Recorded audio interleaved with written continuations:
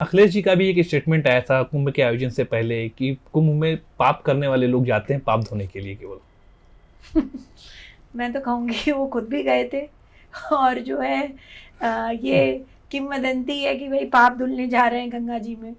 तो त्रिवेणी में तो हर व्यक्ति ही पाप धुलने जाता है, परंतु उसका एक अलग, वो कहते हैं ना, glass of water is half full और हाफ एम्प्टी। आपका नजरिया क्या है, what is your perspective of जी जी। Seeing it. तो मुख्यमंत्री जी योगी जी ने बोला भाई पुण्य कमाने जाओ, और भाई साहब कह रहे हैं कि जो है पाप धुलने जाओ। दो दोनों अपना अपना विचार रख रहे हैं। तो मैं तो समझती हूँ कि हर व्यक्ति जो गया होगा, पाप और पुण्य का फैसला तो देखिए हम लोग नहीं कर सकते। मैं तो बिल्कुल नहीं कर सकती। मैं तो बहुत ही समझती हूँ अपने आप को मानव कोटि में हूँ, अभी ईश्वर के उसमें नहीं आई है। तो ईश्वर फैसला करता है, राधा रानी डिसाइड करती है किसका पाप है किसका पुण्य है। पर ये मैं समझती हूँ कि हाँ ज़रूर जो है अपनी मानसिक शांति के लिए और अपने आत्मिक बल के लिए व्यक्ति ज़रूर गया है कुंभ। और जिस प्रकार के गौरवशाली इतिहास को हम कहीं लोग भूल गए थे, वो भारत में फिर से इस महाकुंभ से उसका दोबारा सकारात्मक सृजन हुआ है। और इसलिए लोग सब डुबकी लगाने गए। पुण्य तो कमाया ही, पाप तो धुले ही, पर जो है ये भी हुआ। राम मंदिर का एक साल पहले जिस तरीके से शिलान्यास हुआ, कार्यक्रम हुआ पूरा बड़ा, विपक्षी नेताओं को बुलाया गया, उसमें कोई नेता नहीं पहुंचता विपक्ष का।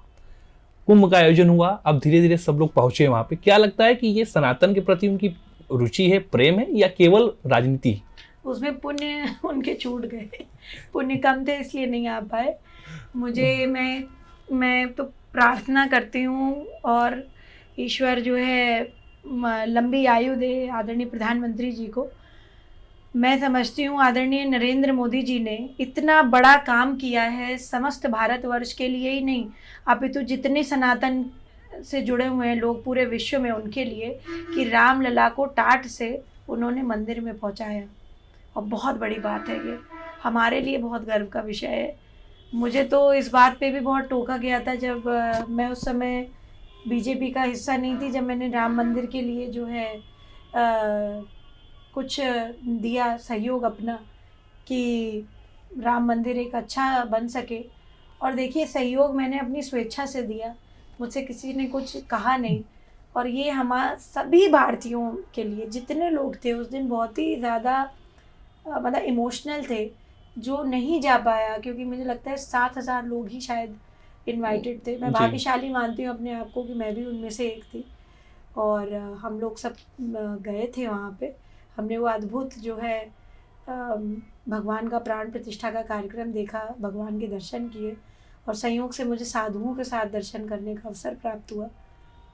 तो बहुत बड़ी बात हुई है। मैं अभी भी, मैं तो समझ रही हूँ रोंगटे खड़े हो रहे हैं। वो दृश्य याद करती हूँ तो मुझे लगता है कि बहुत इमोशनल पल था वो मेरे लिए, एंड आई वॉज वेरी